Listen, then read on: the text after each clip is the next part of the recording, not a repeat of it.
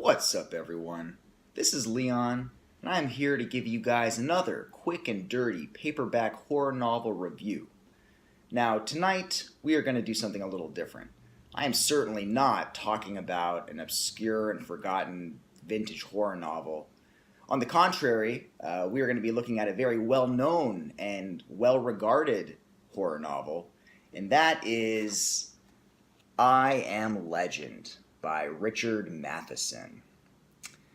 Now, this book was first published in 1954 by Gold Medal Books. Obviously, that is not the edition I'm holding in my hands, unfortunately. This edition is from SF Masterworks and was published in, I believe, 2001. I really wish I had that original paperback edition. Maybe one of these days I'll end up picking that up and adding it to the collection. But if you are watching this video, I imagine you have somewhat of an interest in horror. And if you have any interest in horror whatsoever, you probably have at least a passing familiarity with this novel. It is incredibly influential. Although it's ostensibly a vampire story, I believe it has also directly influenced the zombie subgenre. Not only that, but maybe even the post-apocalyptic subgenre, and influenced writers from Stephen King to Dean Koontz and onwards. So yeah, very, very important book. Probably the most reputable book I will ever review on this channel. Who knows? I mean, never say never, right? So let's begin by taking a look at the brief synopsis from the back of the book here. Robert Neville is the last living man on Earth, but he is not alone. Every other man, woman, and child on the planet has become a vampire, and they are hungry for Neville's blood. By day, he is the hunter, stalking the undead through the ruins of civilization. By night, he barricades himself in his home and prays for the dawn. How long can one man survive like that? So, this book follows one Robert Neville, seemingly the sole survivor of a pandemic that has essentially turned every living man, woman, child, even animals, into vampires. He ekes out a sorry, pitiful existence, kind of holed up in his home in Los Angeles. He's got, boards up, he's got necklaces of garlic strung over his windows, mirrors bolted to his doors, anything to prevent the vampires who come every night to try to invade his home and get at him.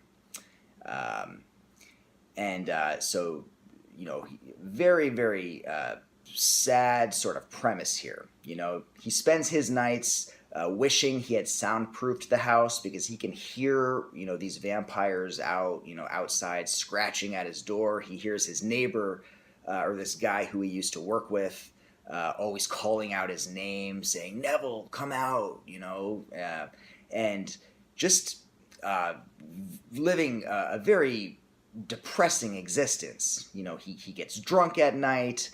He goes into these drunken cogitations in which he, just muses on, what is the purpose of all this? Why do I even go on? He sees sometimes his immunity to this disease as a curse. Would things just be better if I were like them? Why do I even, fight this? And a lot of messy, kind of complex emotions there.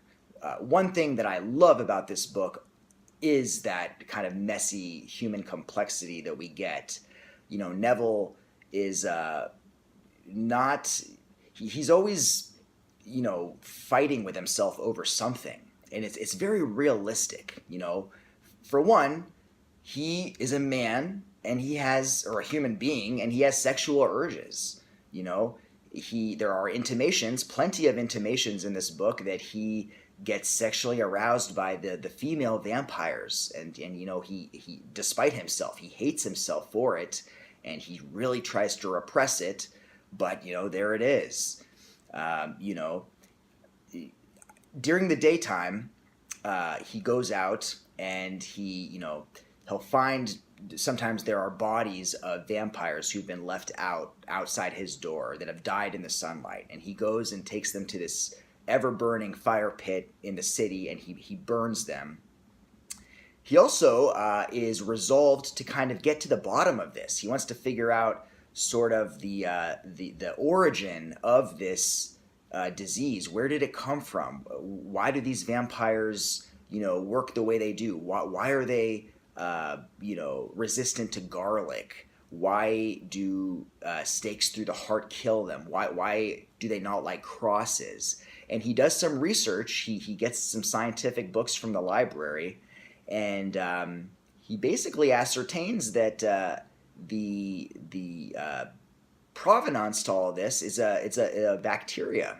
He actually we've discovered that there's a scientific explanation for this, which is why a lot of people consider this book to be science fiction horror. There are actually no supernatural elements here. There's a rational explanation for the vampires, and he learns that it's basically this bacteria that can infect living and dead hosts. And so he goes about his daily life. I love how he finds some bleak humor in his situation, as probably a person who hasn't gone completely insane would. He laughs at some of the hiding places of the vampires during the day because they can't be exposed to sunlight. And he goes out hunting for these guys. He'll break into houses and he'll drag them out into the sunlight, see like how long it takes them to die. He'll put a stake through their heart, and he'll laugh when he'll see one in a freezer like in Sears. He'll just find that funny. Sometimes he cracks up when he's like parked in a red zone on the opposite, the wrong side of the street. He'll just realize that it doesn't matter in his reality, and he'll just start laughing and cracking up, and just really kind of gets into the mind of a person who would be the last man on Earth. So essentially, it is a character study. It's essentially a character study, and a very good one at that. In short, I would say that this is, it's a classic for a reason. This is probably one of the best dystopian horror novels I've ever read. Very well written, propulsive, the plot moves, it's very short, and, you really, I took this thing pretty slowly. I did not want it to end. We really get invested in the character, even though Neville is not necessarily a very likable character, but you still care about him, and you still want to find out what happens to him, what happened to him, his past. We learn about he had a wife and a kid, and the tragic story there, and just very, very highly readable. I would greatly, if somehow this passed you by, if you missed this thing, definitely seek it out and rectify that, because it is worth it. And and there's a lot of philosophy in this thing too. I was actually surprised.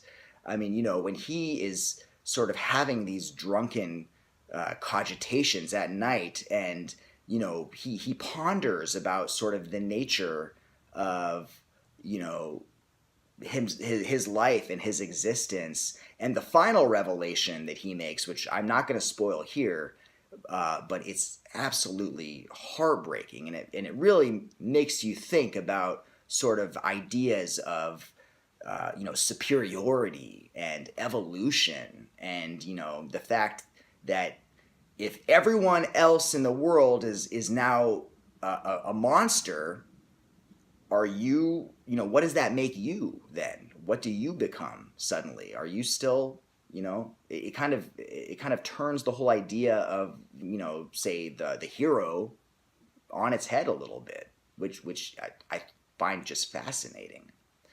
So yes, I highly, obviously recommend. I knew when I picked this book up that I was going to love it. I read this for a reason. I'm very happy to say, it did not disappoint at all. This is a fantastic novel. I can't recommend it highly enough. First Richard Matheson novel I've read. I'm ashamed to say, but I'm looking forward to reading his other books. I recently picked up Hell House. So I will certainly review that and more of Mr. Matheson's works in the future, because he is great.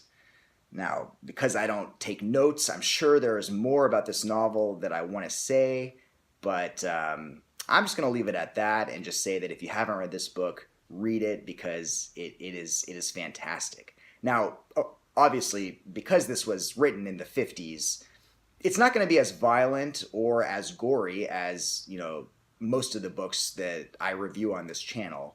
But you know what? It doesn't matter. It doesn't matter because it's so well done. It's well written. It's well thought out. It has an interesting message. It is a classic, and for a very good reason. So that was it. That's I Am Legend by Richard Matheson. Check that out if you haven't. If you read it, but you read it a long time ago, read it again. Stay away from the movie, like I am. I'm not going to watch the movie, and I have no desire to watch it. Why would you need to watch it when you have such a great book like this? But yeah, guys, hope you enjoyed that review. Definitely keep an eye out on this channel this weekend. I'm going to try to be recording and uploading my next collection video, which I'm very excited about. So keep an eye out for that. Until then, have a great night and a great day, whatever time you end up watching this. I will catch you guys later. Peace out.